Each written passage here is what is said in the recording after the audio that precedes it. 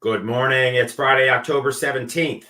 The multi-front war in the Middle East is now 742 days old. I'm your host, Jonathan Schanzer. Welcome back yet again to the FDD Morning Brief. In a move that is shocking nobody, Hamas is slow rolling the United States and Israel. Only 9 slain hostages have been returned for a proper burial in Israel. If you'll recall, all 28 of the remaining hostages killed by Hamas were slated to be returned to Israel at one time. That was part of Donald Trump's deal. But let's be real here. Hamas is dragging its feet for a good reason. Every hostage they relinquish is lost leverage, and the terror group is slowly but surely running low in that department. What's needed right now is more pressure from the United States, from Israel, from the dirtbag nations of Qatar and Turkey who funded Hamas and then vouched for their acquiescence. And what about all those other countries of the world who said they wanted a ceasefire a few weeks ago? They got one. But now they're silent as Hamas fails to deliver. Here's looking at you, Europe. Everyone, and I mean everyone, needs to lean on Hamas right now, or we could see the region head back to war.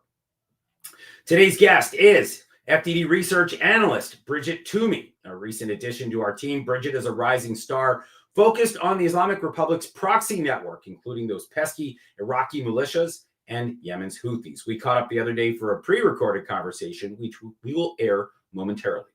So do stick around.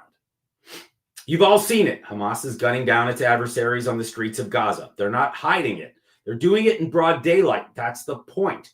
The group knows it's weak right now. They gave in to international pressure and they released the 20 live hostages. Right now, Hamas has a bad hand, and it looks like it's going to get worse. U.S. President Donald Trump insists the group must disarm.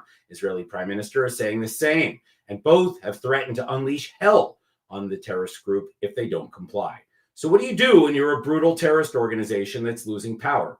You reassert your power through brutality. This is not out of character for Hamas. The group killed alleged collaborators with Israel during the first and second intifadas. It killed hundreds of its political opponents during the Palestinian Civil War of 2007. That included pushing people off of tall buildings and shooting people at point blank range. Come to think of it, Hamas also killed alleged collaborators after every single war with Israel since 2008. Heck, Yahya Sinwar got the nickname Butcher of Khan Yunis for murdering Palestinians. Study the history of Hamas since its founding in 1988, and one gets a clear sense of its brutality, and not just against the Israelis. It's almost as if this so-called Palestinian resistance group isn't actually fighting for the Palestinian people. It really does seem like they're pitted against them. If only someone taught Middle East history on college campuses these days. Now for your headlines. Headline 1, the Houthis announced the untimely passing of their military chief of staff, Muhammed al-Ghamari.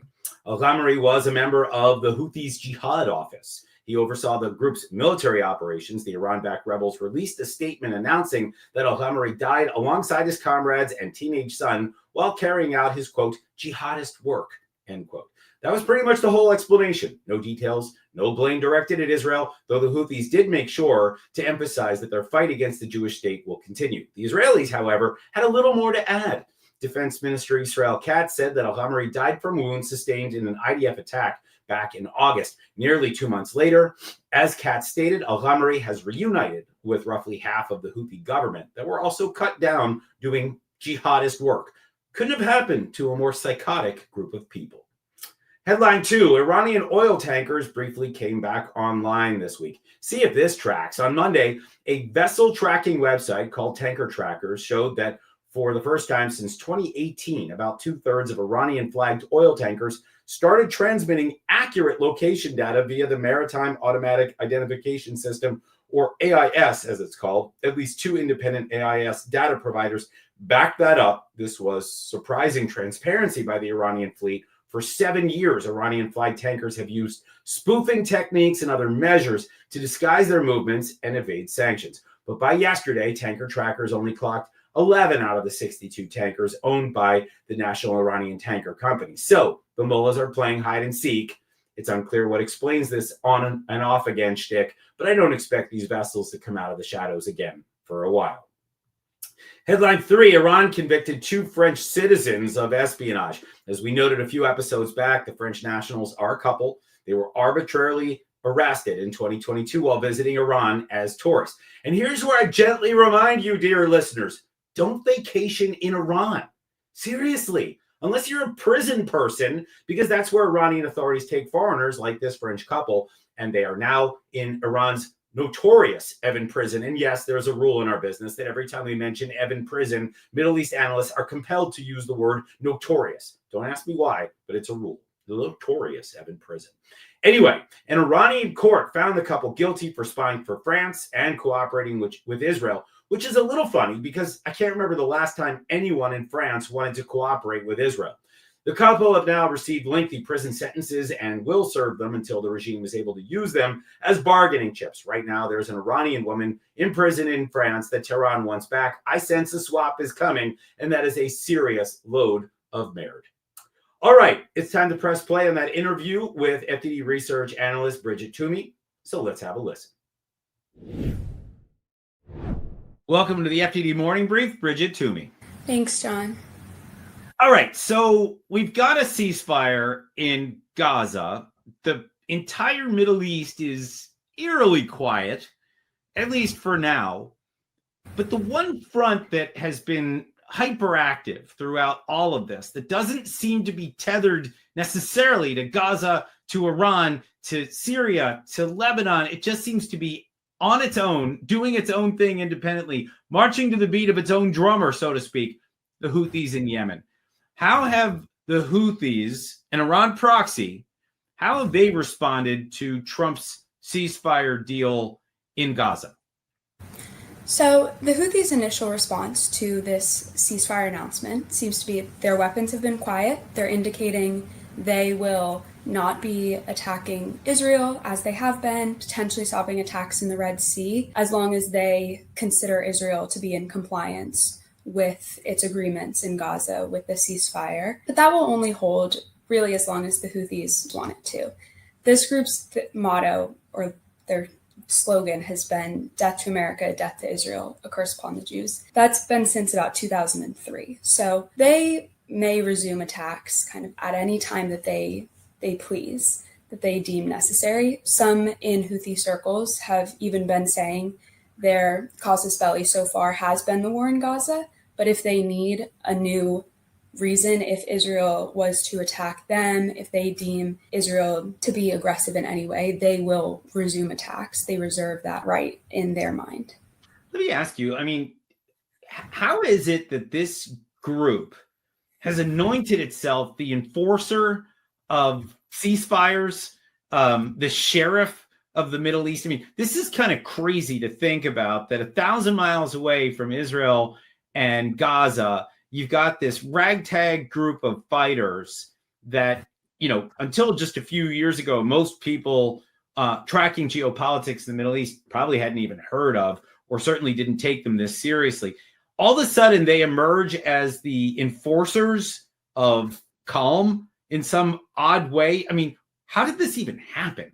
You know, I think there's a mix of factors. One is they've been armed to the teeth by Iran. They have weapons that we haven't seen any other Iranian proxy deploy, especially anti-ship weapons. They know that they have power in that they hold a strategic choke point in the Red Sea, and they have the ability to wreak havoc in that area, to bully the international community. And they've long had this ideology that really inflates the Houthi movement, that builds them up as these vanguards of Muslim causes, especially the Palestinians.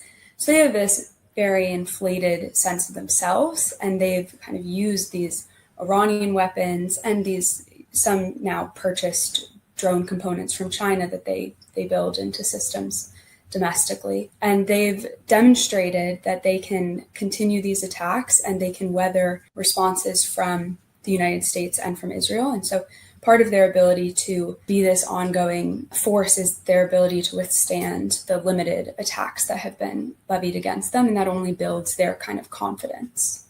Let's talk about those limited attacks. I mean, I think early on in the war, at least as I heard it out of Israel, they just didn't have the intel. I mean, nobody was ready for what the Houthis did. The best intel I think anybody really had was probably from the Saudis and the Emiratis who had fought the Houthis. but you didn't have good intel from the United States. You didn't have good intel from Israel. And so it looked like the Houthis were just able to continue firing pretty much at will against Israel. And they were able to threaten Red Sea shipping. And it didn't seem like there was a lot that anybody could do about it. That changed, I guess, just over the last couple of months, where it looks like the Israelis now have a better beat on the Houthis. They took out, half the government, in just one series of strikes during a speech delivered by al-Malik al-Houthi. So, I guess question one is, does it look better from your vantage point now in terms of the response that we're seeing from Israel? Maybe question two is, where the hell is the rest of the international community on this, given that this is international shipping at stake here? And then maybe the third question is, does this thing all end with the elimination of al-Malik al-Houthi, sort of the way that it all ended with Hassan Nasrallah getting whacked in Lebanon? I mean, maybe it's not ended, but I mean, Hezbollah is a shadow of itself and things have been pretty quiet there. Is that what needs to happen in Yemen? I know I just threw a lot at you, but, feel free to, field whichever or what part of that you wish. So on questions 1 and 3, I think assassinating or taking out Malik al-Houthi, the group's leader, would be a huge blow to the group. While that might not manage to end the group, it is not clear that there's, a succession plan. He's been the leader for 20 years now.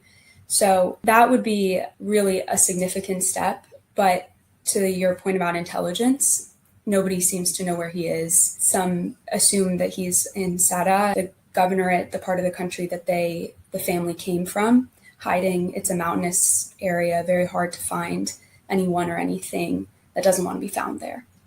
So Israel has absolutely confronted this intelligence challenge. They did manage to kill the civilian leadership, which was an important sign that they know where people are. They have enhanced their capacity to find and target assets in Houthi-controlled territory, but they have not been able to strike that military leadership, which might make a difference in the Houthis' ability to launch these attacks that have been ongoing. As for the rest of the international community, there's been limited desire to get engaged in what's seen as, and what likely would be, a protracted conflict. You just published a piece with FDD on the UN in Yemen, and that has been an abject failure. I know the UN has had a variety of teams in Yemen for a decade, but the humanitarian situation remains dire. The dynamic in North Yemen, where the Houthis are based, that hasn't changed much. What's going on here? So I think the big UN failure, if you were to make an overarching claim, has been their failure to really push back on Houthi exploitation and manipulation. This happens in aid space, so the Houthis, through a variety of means, control a lot of aid distribution. They manage lists of who is an eligible recipient. They oversee a lot of the distribution process. And so it's tailored to their loyalists. It's not effective. And the UN has been slow to respond and very hesitant to push back on the Houthis for this manipulation. And then you see it in political discussions that the UN has led in past agreements and ongoing discussions. They treat the Houthis as a legitimate political actor, and the Houthis' word is worthless, as I've said in other pieces. And then you've had UN programs which are developing in Houthi-controlled territory. And while there may be intended benefits and supposedly safeguards in place to prevent Houthi exploitation, what we've seen time and again is that the Houthis use these assets, one big example being Hodeidah Port, which is the main entry point to all of Yemen. And the Houthis are supposed to, under UN brokered agreements, give the profits from that port to pay for public sector salaries. In return, the UN helped develop the port. It has funded construction projects there. And instead of paying these salaries, the Houthis pocket their profits from Hodeidah. They tax things coming into Houthi-controlled Yemen. They use that money to fuel their military machine. And the UN has really failed to stand up to their exploitation and manipulation. Last question. Iraq will hold elections soon. What are you looking for? Yeah, the elections are in less than a month. And I think there are kind of two interesting things. One will be turnout. Muqtada al-Sadr, an important Shia politician, cleric, he has been at odds with some of these Iran-aligned actors recently and has told his followers not to vote, not to participate in these elections. His participation in the last electoral cycle ended in street clashes as they were trying to form a government, which he ultimately withdrew. So that will be an interesting dynamic to see how the Shia vote turns out, how it goes. And then, of course, the overall, how do these Iran-aligned parties do? It looks like they will likely hold on to power, but then they enter a challenging phase of government formation. And right now there's been excessive infighting for months, years in this coordination framework. So it will be no easy task for them to put together a functioning government. And when they do, we'll have to see how the people that they put in the prime minister's spot and other key positions are willing to either work with America or are looking to bring Iraq closer to Iran. Interesting timing, too, as we watch this ceasefire start to take hold. We watch the rest of the region and its machinations as they think about maybe another conflict with Israel, or maybe they think about having all those 7 fronts go quiet. We'll leave it there. I want to thank you, Bridget Toomey, for joining us today on the FDD Morning Brief. Good stuff from a rising star analyst at FDD. Here's what our think tank has on tap for you today. Check out the new FDD memo by my colleagues Ben Cohen and David May on the Committee on the Exercise of the Inalienable Rights of the Palestinian People. That's a mouthful, and it's a sham branch of the United Nations that has dedicated its 50-year existence to spewing vile libel about Israel. David and Ben make a case for why its dismantlement is long overdue, and to that I say, yes, indeed. Meanwhile, FDD's Cliff May takes a close look at the Gaza ceasefire in his column for the Washington Times. While Gazans celebrate the end of the violence, at least for now, Hamas crawls out of its tunnels, proudly wearing their terrorist uniforms and staging mass executions of Gazans just to prove they can. And surprise, major media outlets are still finding ways to paint Israel as the bad guy. The insanity continues. And finally, check out my colleague Ahmed Sharawi's latest in foreign policy on Syrian strongman Ahmed al-Shara, also known as Abu Muhammad al-Jolani. This guy's courting Russia for weapons to rebuild his government's shattered defenses. The way this would work is that Russia regains its influence and Shara gets the firepower he needs. But meanwhile, the Israeli press is reporting that Russia may also want its bases back. In return, Shara appears to be asking for the extradition of former Syrian leader Bashar al-Assad, who's currently hiding out in Moscow. This is crazy stuff, people, but I suppose it's par for the course in the Middle East. All right, that's it for this episode. It's time to bounce. I'm going to spend the rest of the day trying to figure out why the kids are all saying 6-7 for no apparent reason. But if you're looking for things that can be explained, like, say, global conflict, I humbly suggest you check out the expert analysis on our website and our socials. While you're at it, make that generous tax-deductible donation at fdd.org/invest. Tune in Monday for another live episode of your favorite morning show. Until then, I'm Jonathan Schanzer, signing off for FDD. Have a great weekend.